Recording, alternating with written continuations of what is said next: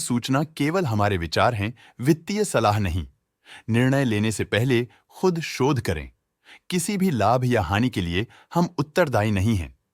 आज हम देख रहे हैं वर्लपूल ऑफ इंडिया लिमिटेड के 2024-25 Q3 की consolidated financial performance. Starting with the sales, पिछले क्वार्टर से सेल्स में -0.5% का डिक्रीज हुआ है, मगर कंपनी ने पिछले साल के मुकाबले 11% का सेल्स इंक्रीज रिपोर्ट किया। Expenses 0.5% quarter on quarter increase हो गए हैं, जो साल भर के 11% के राइज के साथ अलाइन करता है। क्वार्टरली सेल्स के कंपैरिजन में एक्सपेंसेस इंक्रीज होना दिखाता है कंपनी ने एक्सपेंसेस मैनेज करने के लिए स्ट्रगल किया। कंपनी ने पूरी साल के दौरान चैलेंजेस का सामना किया। ऑपरेटिंग प्रॉफिट, जो पिछले साल के कंपैरिजन में 10.5% अप हुआ है, quarter on quarter around -20.5% decrease हुआ है। Operating profit margin OPM annual basis पे -0% से डिक्रीज हुआ है और पिछले क्वार्टर के कंपैरिजन में -1% से डिक्रीज हुआ है। एक्सेप्शनल आइटम्स को ऐड करके अदर इनकम पिछले क्वार्टर के कंपैरिजन में 2.5% बढ़ गई, बावजूद इसकी ईयरली ग्रोथ 42% हुई है। इंटरेस्ट एक्सपेंसेस पिछले क्वार्टर से -17% डाउन हुआ, लेकिन ईयर ओवर ईयर इंक्रीज 8% हुआ है। डिप्रिशिएशन कॉस्ट्स में क्वार्टरली -1% का डिक्लाइन देखने को मिला और ईयरली बेसिस पे 8% का इंक्रीज देखा गया। प्रॉफिट बिफोर टैक्स एनुअली 40% बढ़ा, लेकिन प्रोसीडिंग क्वार्टर से -19.5% डिक्रीज हुआ है। इस साल कंपनी ने 29% टैक्स पे किया और क्वार्टरली कंपनी ने 25% टैक्स पे किया है। नेट प्रॉफिट ने ईयर ऑन ईयर 49% का इंक्रीज दिखाया, लेकिन लास्ट क्वार्टर से -17% का कंट्रैक्शन हुआ है। इस क्वार्टर के दौरान कंपनी का परफॉर्मेंस इतना अच्छा नहीं रहा।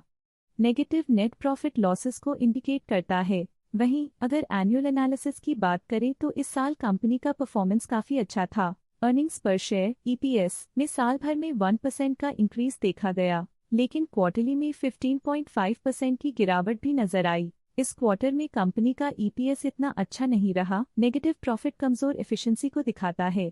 वर्लपूल ऑफ इंडिया लिमिटेड के फाइनेंशियल स्नैपशॉट को रिव्यू करते हुए कुछ मुख्य ट्रेंड्स सामने आए हैं जो कंपनी की परफॉर्मेंस में रोशनी डालते हैं।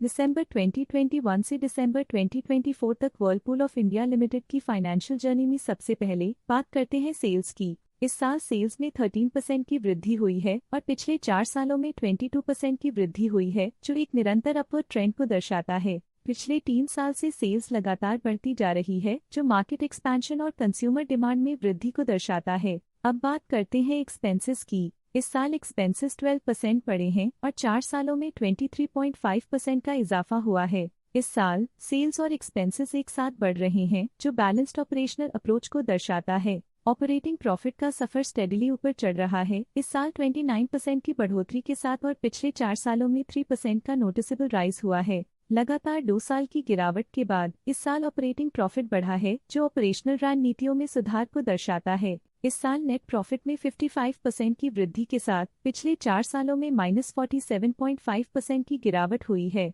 लगातार 2 सालों तक प्रॉफिट में कमी के बाद इस साल नेट प्रॉफिट में हुए इजाफ ने एक टर्नअराउंड का संकेत दिया है, जो स्ट्रेटेजिक रीअलाइनमेंट्स का असर हो सकता है। इस साल EPS में 57% की वृद्धि हुई, हालांकि पिछले 4 सालों में -48% की गिरावट देखी गई है। लगातार 2 साल की गिरावट के बाद इस साल EPS में वृद्धि प्रॉफिटेबिलिटी में रिकवरी के शुरुआती साइंस देती है। चलिए अब बात करते हैं शेयर होल्डिंग पैटर्न की। वर्लपूल ऑफ इंडिया की शेयर होल्डिंग रिपोर्ट्स कुछ इस प्रकार की हैं, जो दिसंबर 2024 के 31 तक चलता है। ये रिपोर्ट कंपनी के शेयर्स की डिटेल्ड जानकारी देता है, जिसमें promoters, promoter groups, foreign investors, public investors और सरकारी एंटिटीज शामिल हैं।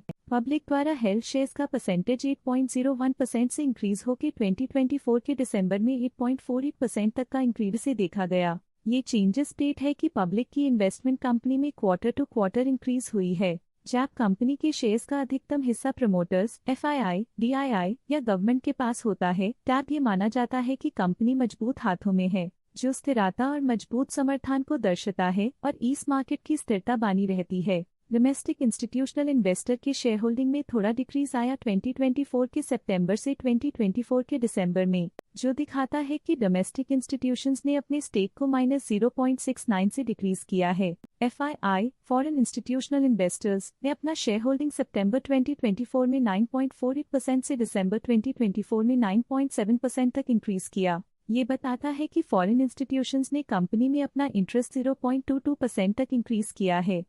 ये था कंपनी का करंट शेयर होल्डिंग पैटर्न। आइए देखते हैं इस क्वार्टर के म्यूचुअल फंड डील्स ने बाजार को किस तरह प्रभावित किया है। 17 अक्टूबर 2024 को SBI म्यूचुअल फंड ने 9.3 लाख शेयर्स इन्वेस्ट किया 2355.3 रुपीस पर यूनिट के हिसाब से, जिसका टोटल 220.2 करोड़ था। 17 अक्टूबर 2024 को SBI म्यूचुअल फंड ने 9.7 लाख शेयर्स की बिक्री की 2356.68 रुपीस पर यूनिट के हिसाब से, जिसका टोटल 229 करोड़ था। आशा है कि ये म्यूचुअल फंड डील्स के इनसाइट्स आपको स्टॉक मार्केट समझने में मदद करेंगी। अब नजर डालते हैं वर्लपूल ऑफ इंडिया के स्टॉक रिकमेंडेशन पे। डॉट स्टॉक का करंट प्राइस 1894.15 रुपीस चल रहा है।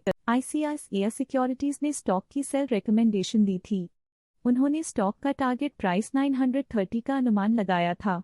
रिकमेंडेशन के समय स्टॉक का प्राइस 1108.45 चल रहा था, जो करंट प्राइस से -7.2% डाउन है। आज के लिए फाइनेंशियल सेक्टर में इतना ही। देखने के लिए धन्यवाद।